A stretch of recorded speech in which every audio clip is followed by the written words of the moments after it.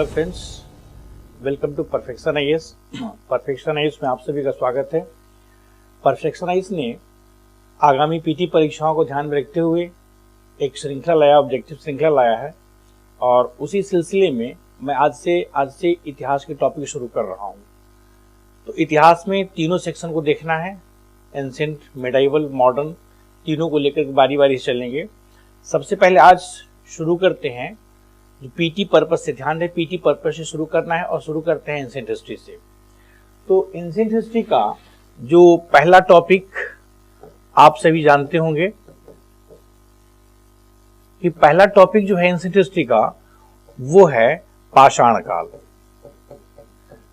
पाषाण काल जिसको अंग्रेजी में स्टोन एज बोलते हैं।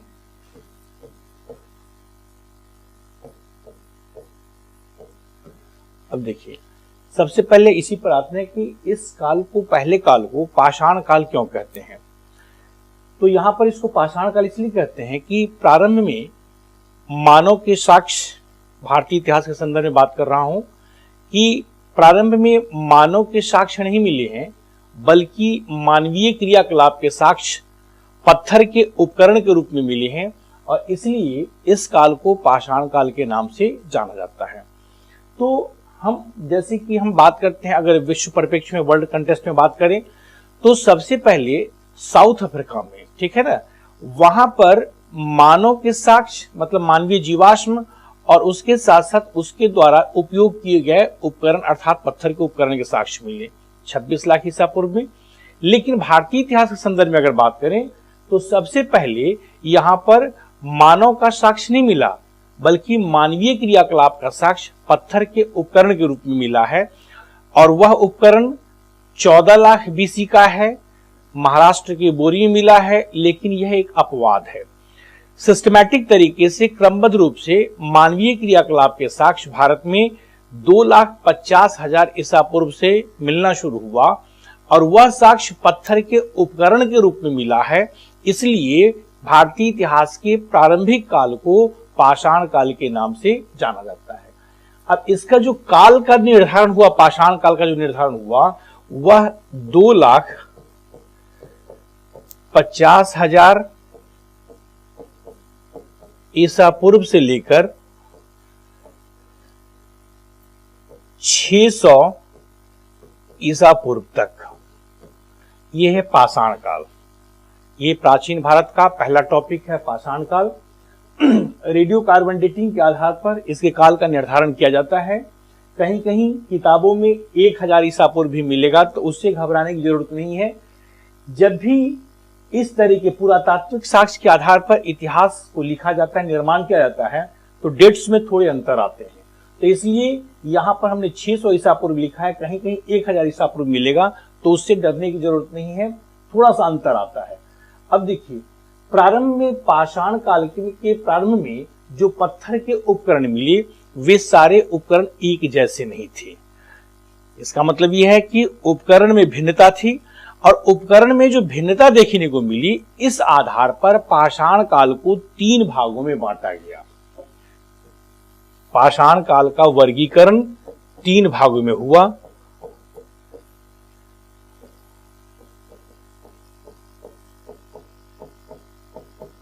पूरा पाषाण काल,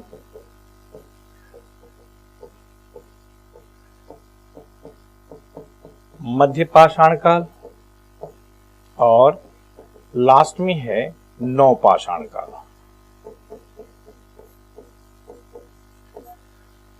इसको बोलते हैं पेलियोलिथिक एज, मध्य पाषाण काल को मेसोलिथिक एज और नव पाषाण काल को न्यूलिथिक एज। और अब इसको 3 भागों में, चूंकि हमने कहा कि पाषाण काल में जो पत्थर के उपकरण मिले, वे सारे उपकरण एक जैसे नहीं थे, उपकरण में भिन्नता थी और इस आधार पर इसको 3 भागों में बांटा गया। इसका वर्गीकरण 3 भागों में हुआ। पूरा पाषाण काल का जो काल है वो 2,50,000 ईसा पूर्व से लेकर 10,000 ईसा पूर्व तक। मध्य पाषाण काल का काल है 9000 से लेकर 4000 ईसा पूर्व तक, और नवपाषाण का काल है 4000 से लेकर 600 ईसा पूर्व तक। ये नवपाषाण काल का काल है। अब देखिए यहां पर बार बार मैं फोकस कर रहा हूं कि कहीं कहीं 600 ईसा पूर्व मिलेगा, कहीं कहीं 1000 ईसा पूर्व मिलेगा। अंतर क्या है मैं समझा दे रहा हूं। चूंकि भारत में 1000 ईसा पूर्व से लोहे का साक्ष्य मिलना शुरू हो जाता है और लौह उपकरण मिलने शुरू हो जाते हैं, लेकिन वह लौह उपकरण बहुतायत मात्रा में 6 सेंचुरी बीसी में आकर के मिलता है। इसलिए कुछ इतिहासकारों ने इसके काल को 600 ईसा पूर्व मान लिया और कुछ ने इसको 1000 ईसा पूर्व मान लिया। तो दोनों सही है। इतिहास की विडंबना है कि थोड़ा डेट्स में अंतर आएगा। अब देखिए कि जो हमने कहा कि पत्थर के जो उपकरण मिले वो एक ही प्रकृति के नहीं थे, प्रकृति में अंतर था, भिन्नता थी। इस कारण से इसको 3 भागों में बांटा गया। अब सबसे पहले एक एक को लेकर चलते हैं। सबसे पहला टॉपिक होगा इसका पूरा पाषाण काल। देखिए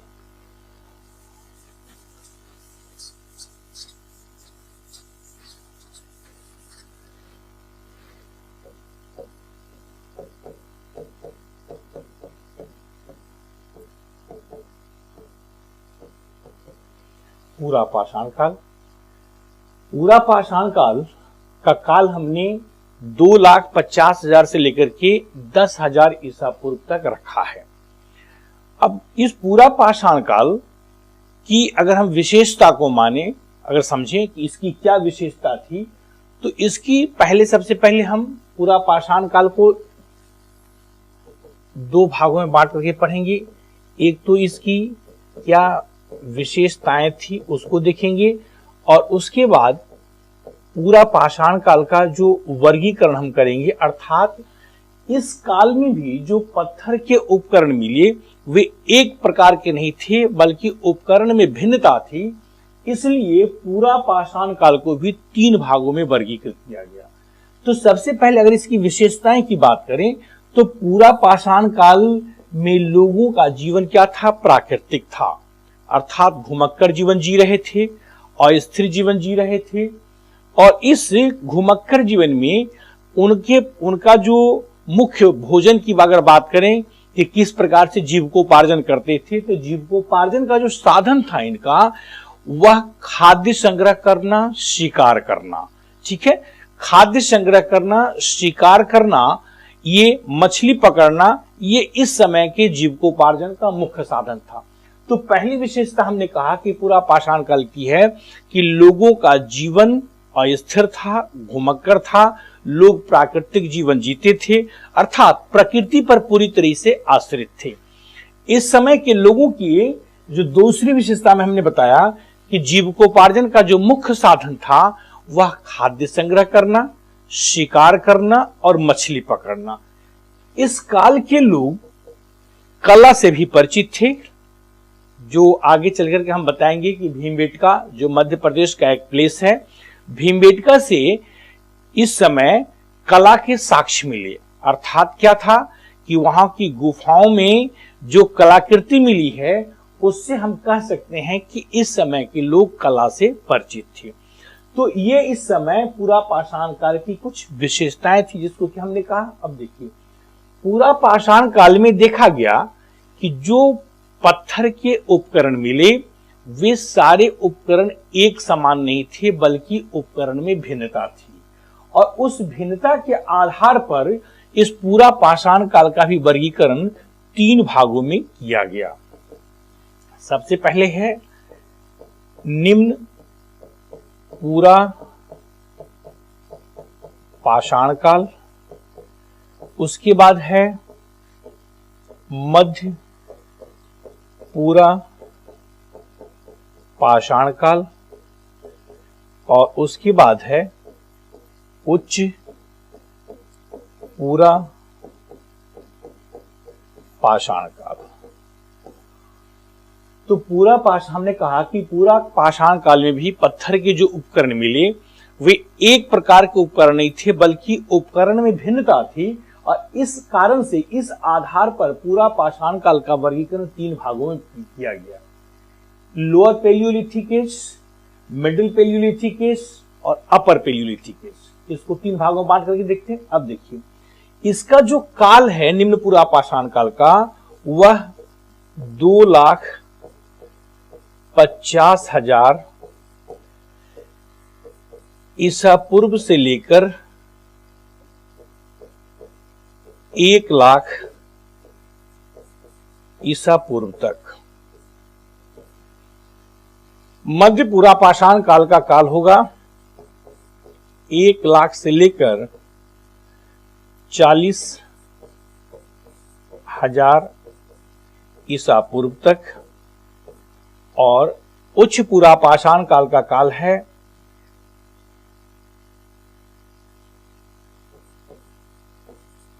40,000 से लेकर और 10,000 ईसा पूर्व तक। ये उच्च पूरा पाषाण का काल है। तो जिस तरीके से पाषाण काल का वर्गीकरण 3 भागों में किया गया, उसी तरीके से पूरा पाषाण काल का वर्गीकरण भी 3 भागों में किया गया। सिर्फ और सिर्फ वर्गीकरण का जो आधार है वह पत्थर का उपकरण है, कि पत्थर के उपकरण के आधार पर, चूंकि एक ही प्रकार के पत्थर के उपकरण नहीं मिले, उपकरण में भिन्नता थी, इसलिए इसको 3 भागों में बांट करके हम पढ़ते हैं। अब एक एक करके हम देखते चलते हैं कि निम्न पूरा पाषाण काल, मध्य पूरा पाषाण काल और उच्च पूरा पाषाण काल की क्या स्थिति है, इसको लेकर के चलते हैं।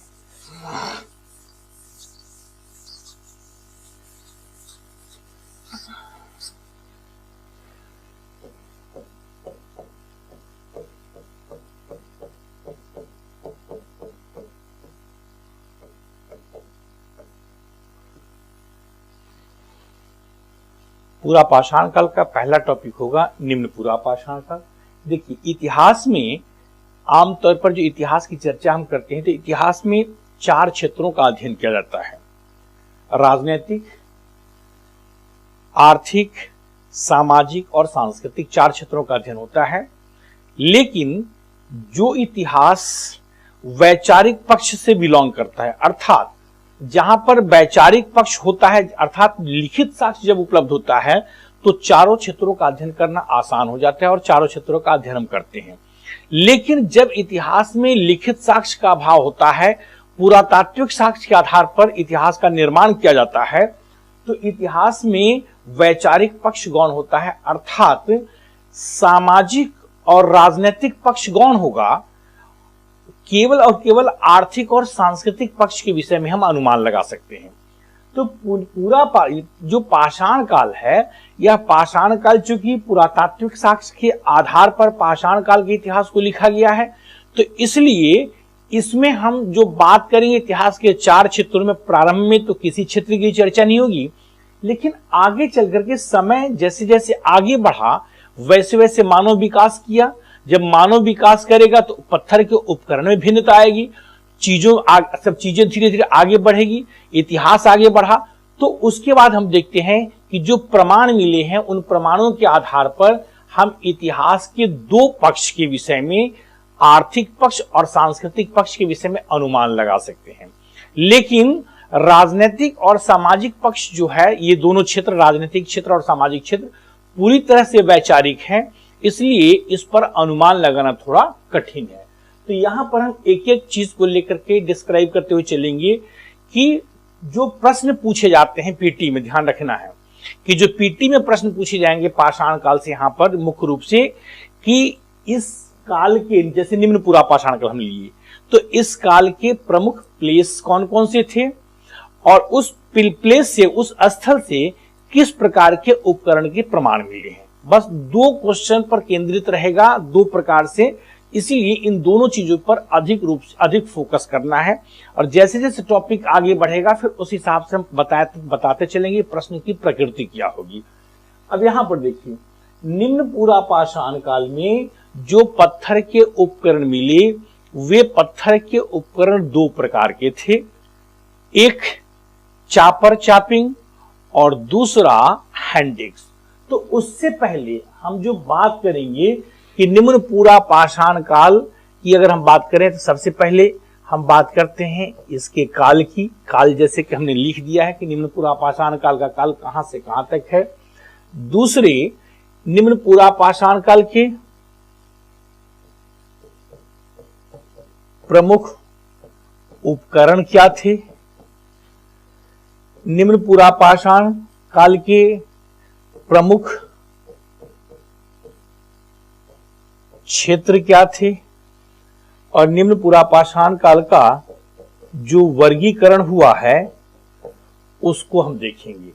प्रमुख क्षेत्र मतलब निम्न पूरा पाषाण काल के उपकरण कहां कहां से मिले, किन किन प्रदेश के किस किस क्षेत्र से मिले, इसकी बात करेंगे। तो सबसे पहले हम बात करते हैं जो बताए हैं कि निम्न पूरा पाषाण काल में का जो काल है वह काल है, आपको इसके पहले भी हम दिखा दिए थे कि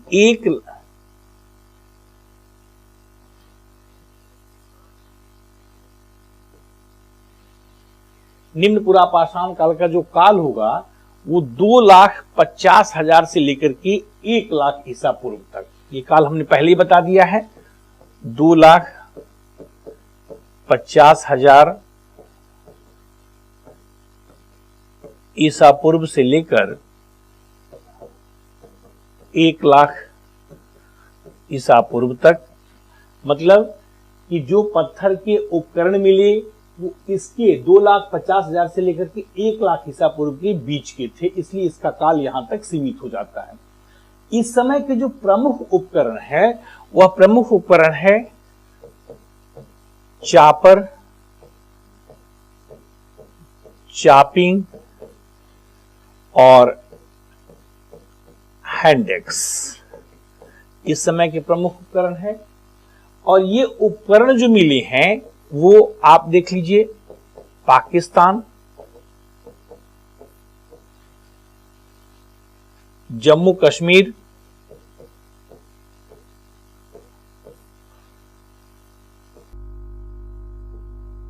उत्तर प्रदेश,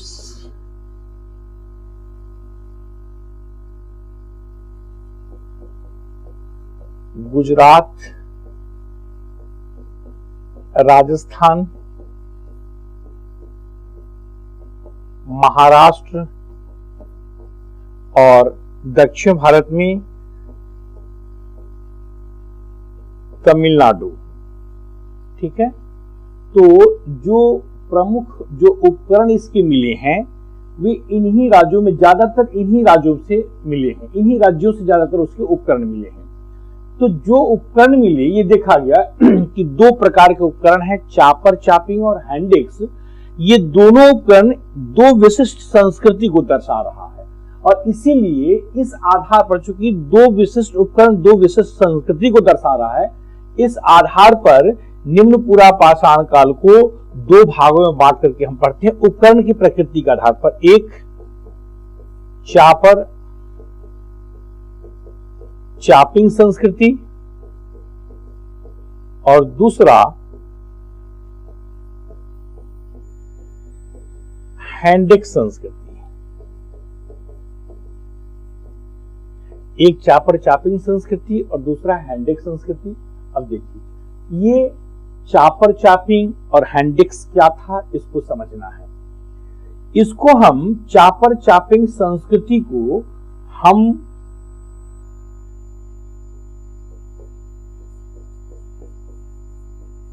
सोहन संस्कृति के नाम से भी जानते हैं और हैंडेक्स संस्कृति को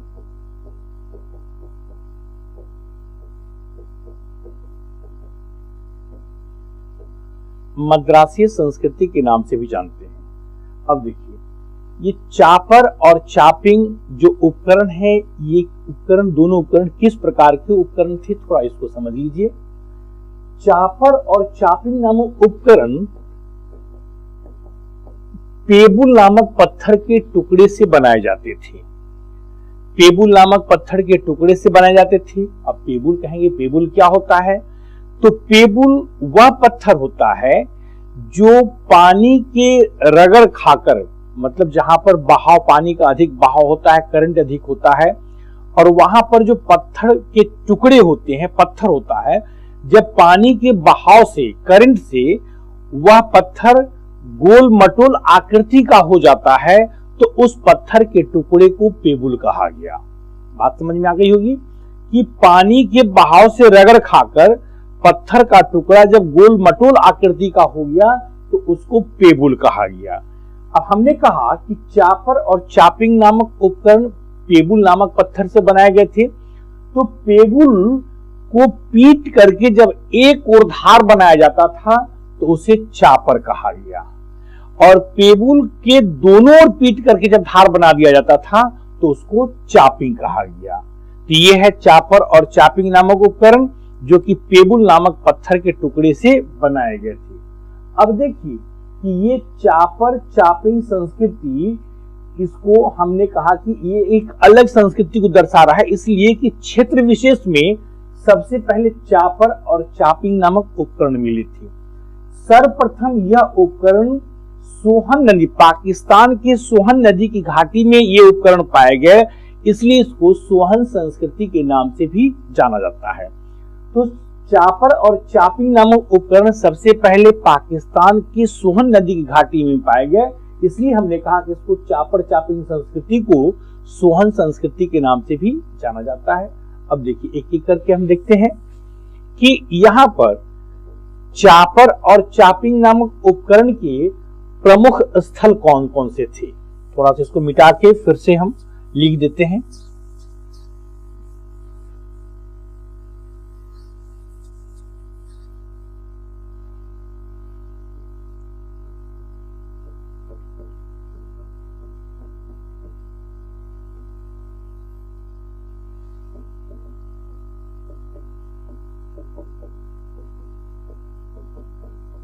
चापर चापिंग संस्कृति और दूसरा है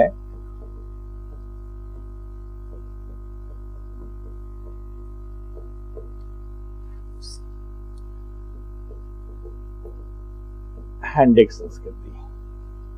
तो चापर चापिंग जो उपकरण सबसे पहले हमने कहा कि पाकिस्तान की सोहन नदी घाटी के क्षेत्र में मिले और इसलिए उसको सोहन संस्कृति के नाम से भी जाना जाता है।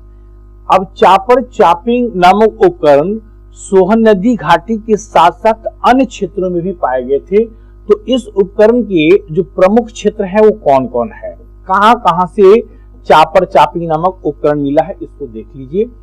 सबसे पहले देखेंगे कि यह उपकरण पाकिस्तान, ठीक है ना, पाकिस्तान के चौंतरा नामक क्षेत्र में पाए गए। ठीक है, यह चौंतरा पाकिस्तान में है और चौंतरा को उत्तर दक्षिण का मिलन स्थल भी कहा जाता है, इसलिए कि यहां से चौंतरा से चापर चापिंग उपकरण के साथ साथ हैंडेक्स नामक उपकरण भी मिले हैं और इसीलिए चौंतरा को उत्तर दक्षिण का मिलन स्थल भी कहा जाता है। एक प्लेस पाकिस्तान में ही है पिंडी घेब, यहां से भी चापर चापिंग नामक उपकरण मिले। दूसरा प्लेस है पहलगांव, पता होगा जम्मू कश्मीर में है पहलगांव, यहां से भी चापर चापिंग नामक उपकरण मिले। एक प्लेस है बेलन घाटी,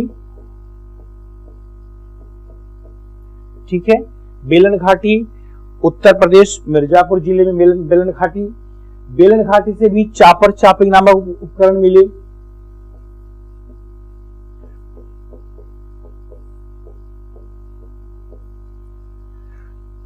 चापर चापिंग नामक उपकरण गुजरात के साबरमती नदी के किनारे भी मिले और इसीलिए इसका एक प्लेस साबरमती नदी की घाटी भी है, यहां से भी चापर चापिंग नामक उपकरण के प्रमाण मिले। तो इतने सारे यहाँ पर आप देखें कि इतने ये जो क्षेत्र है, मुख्य क्षेत्र है, प्रमुख क्षेत्र है, जहां से चापर और चापिंग नामक उपकरण के प्रमाण हमें देखने को मिले। ये हो गया आपका चापर चापिंग। अब है हैंडेक्स। हैंडेक्स को हम मद्रासीय संस्कृति के भी नाम से जानते हैं। हैंडेक्स नामक उपकरण जो इस समय पाया गया है निम्न पूरा पाषाण काल का एक प्रमुख उपकरण है। इसको मद्रासीय संस्कृति के नाम से भी जाना जाता है। कारण क्या है, क्या रीजन है? मद्रासी संस्कृति इसलिए कहते हैं कि हैंडेक्स नाम का उपकरण सबसे पहले तमिलनाडु के मद्रास के समीपवर्ती क्षेत्र में, जो आजकल चेन्नई के नाम से जाना जाता है, मद्रास के समीपवर्ती क्षेत्र में पाया गया। इसलिए इस हैंडेक्स संस्कृति को मद्रासी संस्कृति के नाम से भी जाना जाता है। अब देखिए, अब यह हैंडेक्स जो उपकरण है, जो आज आप देखते हैं वर्तमान में जो कुल्हाड़ी का रूप होता है, वही उस समय हैंडेक्स का था। तो हैंडेक्स को ही हम कुल्हाड़ी कहते हैं। ये सब के सब क्या होता था कि बड़े पत्थर के टुकड़े को तोड़ करके छोटा किया जाता था और उसको फिर उपकरण का जो है शेप दिया जाता था। तो तत्कालीन समय में देखेंगे कि लोगों को जो अपनी आवश्यकताओं की पूर्ति करनी थी और उन आवश्यकताओं की पूर्ति हेतु जो उनसे उपकरण संभव था, जो उपकरण बनाना, ऐसे उपकरण को बनाते थे और उससे अपना जीविकोपार्जन करते थे, उससे अपने को सुरक्षित रखते थे। तो हैंडेक्स जो उपकरण है वह पत्थर का वह उपकरण जो वर्तमान में कुल्हाड़ी नुमा होता है। अब देखिए, इस हैंडेक्स संस्कृति के जो प्रमुख, अगर हम स्थल की बात करें, क्योंकि यह मुख्य रूप से आप देख रहे हैं कि मुख्य रूप से दक्षिण भारत में हैंडेक्स संस्कृति के प्रमाण मिले हैं, अर्थात इसके उपकरण मिले हैं, हैंडेक्स उपकरण मिले हैं। उसमें सबसे पहला नाम आता है पल्वरम। ठीक है, पल्वरम, यह चेन्नई मद्रास के समीप है। पल्वरम में ही सबसे पहले ध्यान रखने की बात है, मोस्ट इंपॉर्टेंट, 1863 ईस्वी में रॉबर्ट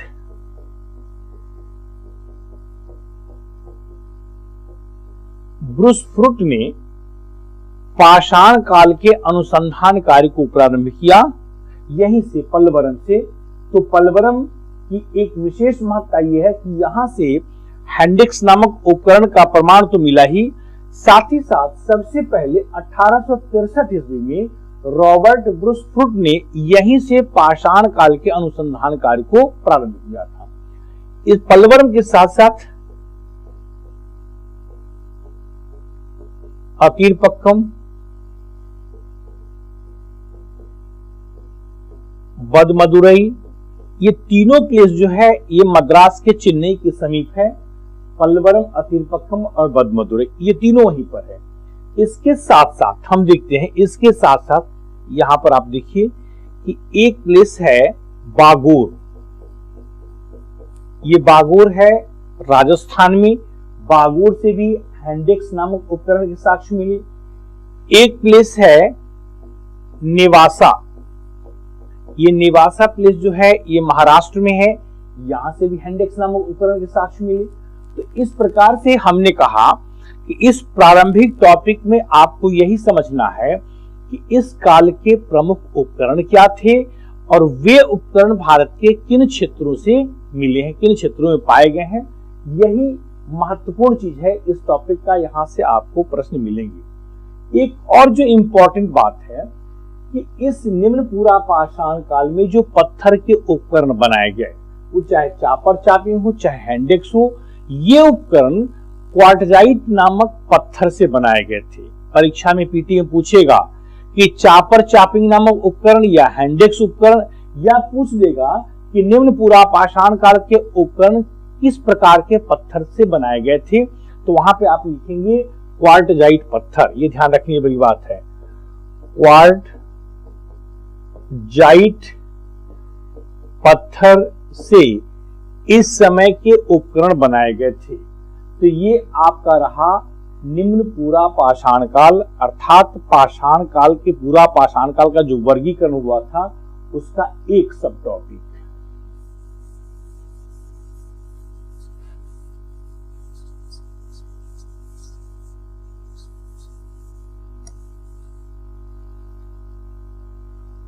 अब यहां पर इसके आगे अब चलते हैं।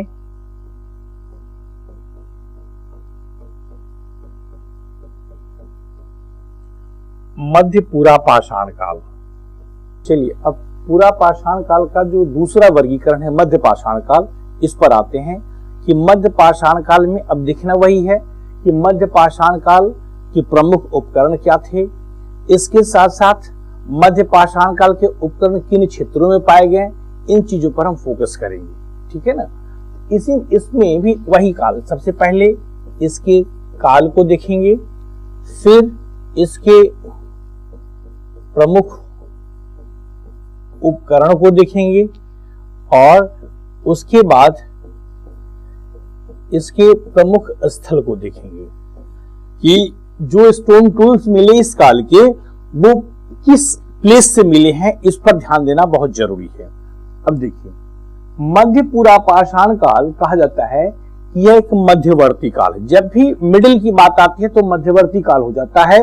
मतलब यह है कि पहले और बाद दोनों के चीजों दोनों के काल के बीच एक संक्रमणकालीन काल है, ट्रांजिशनल फेज जिसको बोलते हैं, संक्रमणकालीन काल है और दोनों की कुछ कुछ विशेषताएं यहां पर देखने को हमें मिलेंगी। तो इसका काल जो हमने बताया है वह 1 लाख बीसी से लेकर ईसा पूर्व से लेकर के और 40,000, ठीक है, 40,000 बीसी तक है, ठीक, 1 लाख ईसा पूर्व से 40,000 ईसा पूर्व तक है। इस समय का जो मध्य पूरा पाषाण काल का जो प्रमुख उपकरण है उसको बोलते हैं फलक, इंग्लिश में इसको फ्लेक बोलते हैं, ठीक है। फलक के साथ साथ इस समय ये तो प्रमुख उपकरण हो गया, इसके अतिरिक्त जो अन्य उपकरण इस समय मिले हैं वो है स्क्रैपर, ठीक है, जिसको हम खुरचनी बोलते हैं, पॉइंट जिसको हम बेधनी बोलते हैं, इंग्लिश में इसको पॉइंट बोलते हैं, ठीक है। तो प्रमुख उपकरण में ये प्रमुख उपकरण तो फलक है, लेकिन इसके साथ साथ खुरचनी और बेधनी अर्थात स्क्रैपर और पॉइंट नामक उपकरण भी मिले हैं। तो इस समय का जो प्रमुख उपकरण फलक है और इसीलिए इस मध्य पूरा पाषाण काल को फलक संस्कृति के नाम से भी जाना जाता है। चूंकि इस समय का प्रमुख ये उपकरण है इसीलिए इसको फलक संस्कृति के नाम से भी जाना जाता है। अब देखिए, जैसे जैसे समय आगे बढ़ेगा उपकरण की प्रकृति में, जो स्टोन टूल्स है उसकी प्रकृति में अंतर आएगा। अब समय के अनुरूप अपेक्षाकृत जो उपकरण होंगे वो शार्प होते चले जाएंगे धीरे धीरे, और शार्प चूंकि आवश्यकता बढ़ रही है समय के अनुसार, तो अब ये फलक जो है उपकरण वो पहले के उपकरण से अब थोड़ा शार्प हो गया है, थोड़ा तीक्ष्ण हो गया है जरूरत के हिसाब से। अब देखिए, इसके जो प्रमुख स्थल हैं फलक संस्कृति की वह है बेलन घाटी। यहां से मध्य पूरा पाषाण काल के प्रमुख उपकरण मिले हैं। बेलन घाटी हमने बता दिया है कि उत्तर प्रदेश के मिर्जापुर जिले में है। उसके बाद है भीमबेटका। भीमबेटका मध्य प्रदेश के रायसेन जिले में है। और इसके साथ साथ इस समय के जो प्रमुख स्थल है वह महाराष्ट्र के नेवासा के नजदीक एक जगह है चिरकी, वहां से भी ये फलक उपकरण के इस मध्य पूरा पाषाण काल के प्रमुख उपकरण मिले हैं। तो अर्थात हम कह सकते हैं कि इस मध्य पूरा पाषाण काल के जो प्रमुख उपकरण, जो प्रमुख स्थल है जहां से उपकरण मिले हैं, स्टोन टूल्स मिले हैं, वह है बेलन घाटी, उत्तर प्रदेश, मध्य प्रदेश और राजस्थान और महाराष्ट्र का क्षेत्र। इतने राज्य में इस समय के इस मध्य पूरा पाषाण काल का विस्तार था। यद्यपि कि नए नए अनुसंधान हो रहे हैं, खोज हो रहे हैं, रोज नए प्लेसेस आ रहे हैं, थोड़े थोड़े और भी जगह पे मिले हैं, लेकिन मुख्य विस्तार जो है इसका यहीं पर है, बेलन घाटी, भीमबेटका और नेवासा, जो महाराष्ट्र में नेवासा के नजदीक एक जगह है चिरकी, वहां पर मध्य पूरा पाषाण काल के उपकरण मिले। तो ये आप देखिए कौन सा मध्य मतलब पूरा पाषाण काल का सेकंड जो वर्गीकरण है, ठीक है, क्लासिफिकेशन है, उसको आपने देखा मध्य पूरा पाषाण काल के रूप में। अब इसके आगे हम चलते हैं अगली उच्च पूरा पाषाण काल।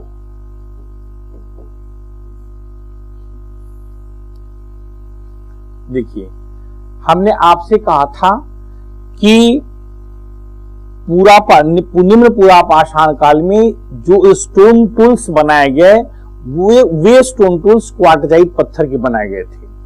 अब मध्य पूरा पाषाण काल और उच्च पूरा पाषाण काल में जो पत्थर के उपकरण बनाए गए हैं वे उपकरण क्वार्टजाइट पत्थर के साथ साथ चर्ट, जैस्पर और फ्लिंट नामक पत्थर से बनाए गए थे। ध्यान रखने वाली महत्वपूर्ण प्रश्न जो परीक्षा में पूछा जाएगा कि उच्च पूरा पाषाण काल के उपकरण किस प्रकार के पत्थर से बनाए गए थे, तो उसमें इतने पत्थर के विषय में आपको समझना जरूरी है, जानकारी रखनी है कि क्वार्टजाइट पत्थर के साथ साथ चर्ट, जैस्पर और फ्लिंट नामक पत्थर से इस समय के उपकरण मतलब मध्य पूरा पाषाण काल और उच्च पूरा पाषाण काल के उपकरण बनाए गए थे। अब देखिए, इसमें भी आप देखेंगे वैसे ही चलेंगे इसका काल। दूसरी बात, इस समय के प्रमुख उपकरण, इसके प्रमुख स्थल, और एक चीज जो इसमें अलग से देखने को मिलेगा, इस काल में कुछ अलग विशेषताएं हमें देखने को मिलेंगी, तो उसको हम विशेषताएं के रूप में देखेंगे कि इस काल की क्या विशेषताएं थी, इस रूप में देखेंगे।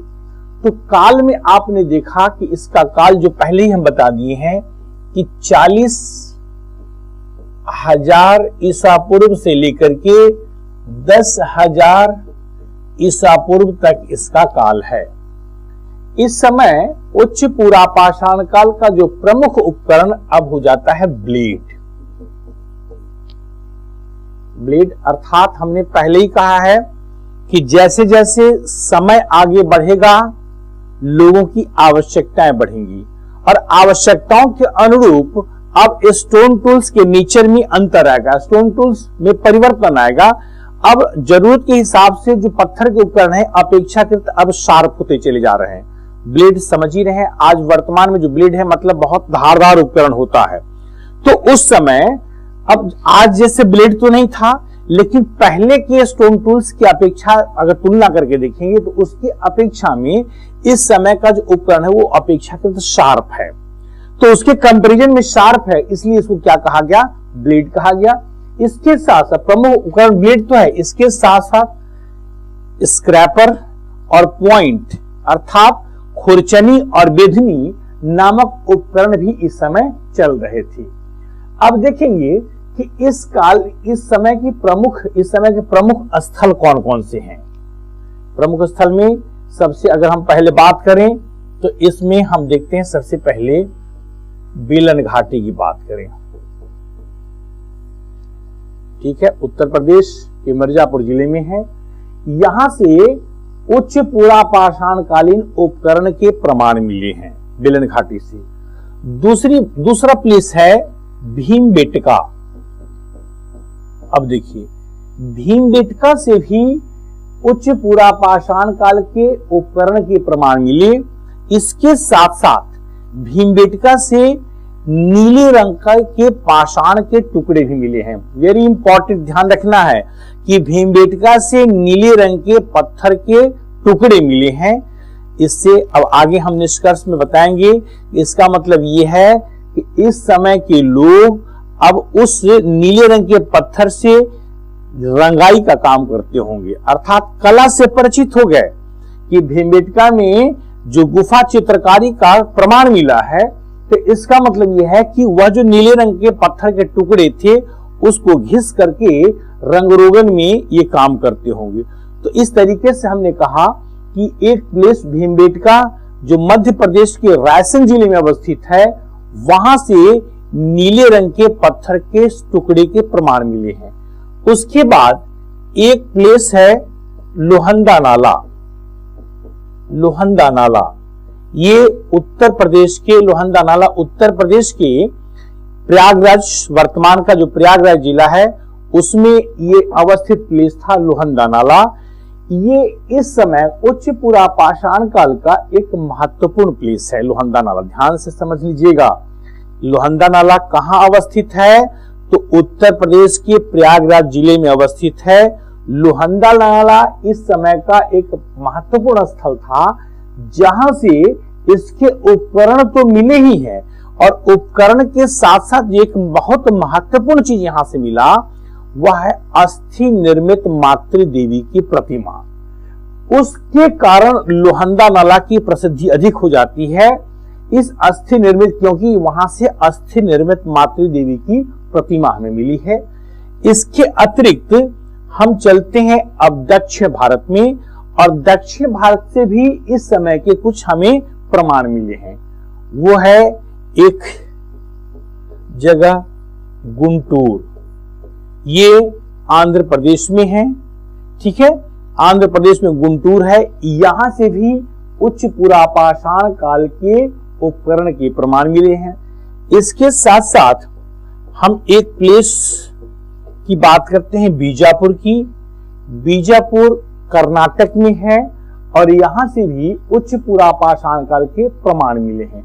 तो ध्यान रखना है, जो पीटी में प्रश्न बार बार फोकस कर रहा हूं, बता रहा हूं, जो प्रश्न पूछे जाएंगे कि इस समय के प्रमुख उपकरण क्या था, ये उपकरण किस प्रकार के पत्थर से बनाए गए थे। तो हमने कहा है कि क्वार्टजाइट पत्थर के साथ साथ चर्ट, जैस्पर एवं फ्लिंट नामक पत्थर से इस समय उपकरण बनाए गए थे। ये उपकरण किन किन क्षेत्रों में मिले, उन क्षेत्रों का उल्लेख मैं कर दिया हूं, और साथ ही साथ इन क्षेत्रों से कुछ अलग तरह की जो चीज मिले हैं, जैसे भीमबेटका से हमने कहा कि पत्थर के उपकरण के साथ साथ यहां से क्या मिला है, तो नीले रंग के पत्थर के टुकड़े मिले हैं। उसी तरीके से लोहंदा नाला से हमने कहा कि पत्थर के उपकरण के साथ साथ यहां से अस्थि निर्मित मातृ देवी की प्रतिमा मिली है। तो ये कुछ अलग चीजों को यहां पर हमने बताने की कोशिश की है, उसको आप ध्यान से समझ लीजिएगा। अब यहां पर जो प्रमाण अब उच्च पुरा पाषाण काल का काल आप देख रहे हैं कि 40,000 कहां 2.5 लाख ईसा पूर्व से शुरू हुआ है और 40,000 पे आ गया है। 40,000 से लेकर के 10,000 ईसा पूर्व तक इसका काल है। धीरे धीरे जनसंख्या का विकास हुआ, लोगों की आवश्यकताएं बढ़ी, और आवश्यकताओं के अनुरूप अब इस समय स्टोन टूल्स में परिवर्तन आ गया है, और आवश्यकताओं के अनुरूप ही चीजें आगे बढ़ी है। उन्हीं चीजों को हम विशेषताओं में यहां पर हम ध्यान से देखेंगे। तो यहां पर जो हमें प्रमाण मिले हैं इस उच्च पुरा पाषाण काल के, उन्हीं में से हम इसकी विशेषता को निकालेंगे। क्या इस काल की विशेषता थी उसको बताएंगे हम। अब देखिए, विशेषताओं की अगर हम बात करें तो बात यह है कि इस समय उच्च पुरा पाषाण काल की अगर विशेषता बताएं तो पहली विशेषता इसकी ये होगी, उच्च पुरा पाषाण काल की पहली विशेषता कि इस काल के लोगों का जीवन प्राकृतिक था।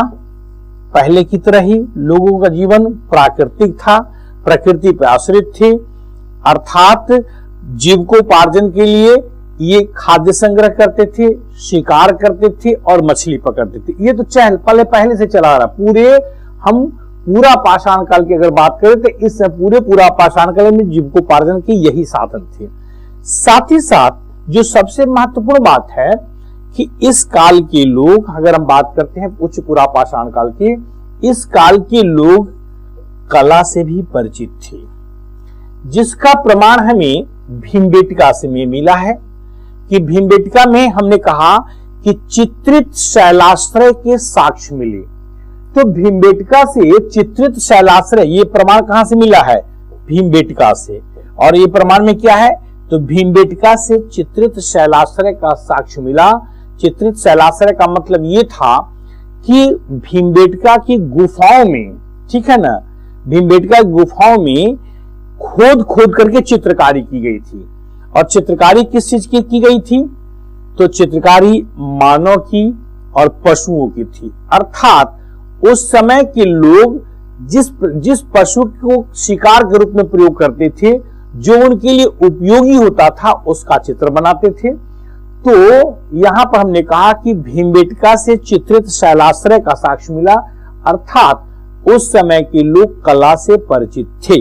हमने पहले भी बताया है कि भीमबेटका से नीले रंग के पत्थर के टुकड़े मिले और उस नीले रंग के पत्थर के टुकड़े को घिस करके और रंगाई का काम, रंग रोगन का काम ये लोग करते होंगे।